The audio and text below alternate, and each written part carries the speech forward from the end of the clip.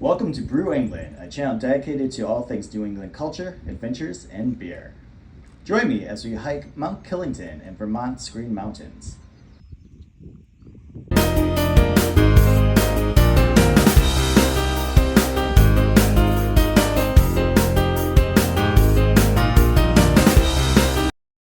We started the morning in Rutland, grabbing an amazing breakfast at Speakeasy Cafe.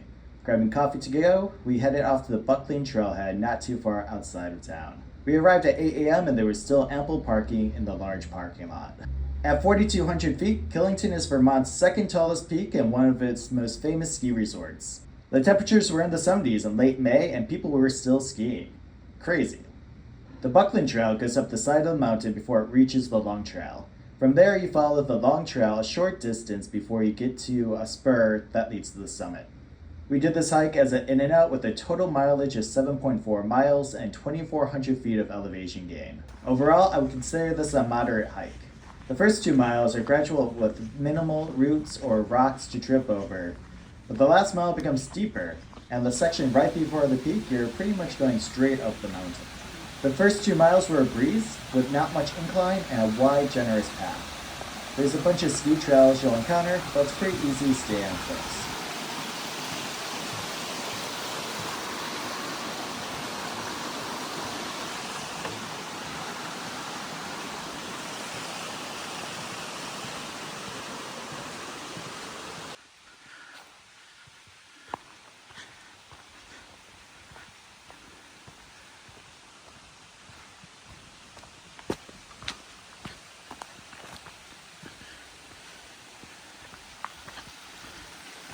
You'll then encounter a waterfall, and that's where the trail will become a little steeper. This was also where the black flies started to get bad. While bug spray were preventing them from landing to bite me, there was still a swarm in front of my face if I even took a single second to stop for water. If you're hiking in the Northeast in late May and early June, I highly recommend investing in a bug net. After another half mile of more strenuous terrain, we made it to the Long Trail and Cooper's Lodge.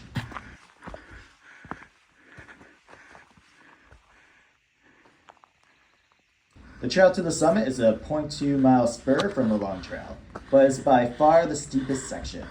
This is where you'll find those classic New England style stair trails and sections you'll need your hands to pull yourself up or stabilize yourself. Thankfully, we had the swarming bugs as motivation to keep moving despite our aching legs.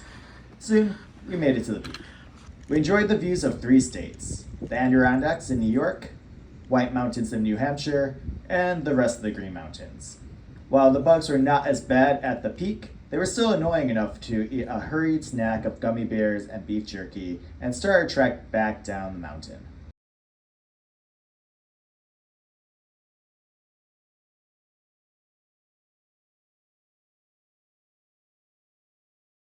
I've now hiked all of Vermont's 4,000 footers and have just 10 left on my list to complete the New England 67. This is a list of the 67 peaks above 4,000 feet across Vermont, New Hampshire, and Maine. Overall, Killington was my 4th favorite among the Vermont 5. Mansfield was just a fantastic experience with the ridgeline walk all above treeline, and Mount Abraham offered commanding 360 views. Camel's Hump was my 3rd favorite for 360 views. My least favorite was Mount Ellen, which had limited views, though hiking through a maple farm was fun. After getting back to our car, we headed to Hoppin' Moose in Rutland for some delicious wings, salad, and cheesy bread, and Rutland Brewing beers. This is where I'll end the video. If you enjoy our adventure and would like to see more hiking content, please like and subscribe. I'm brand new to the YouTube game, so this would help me out a lot.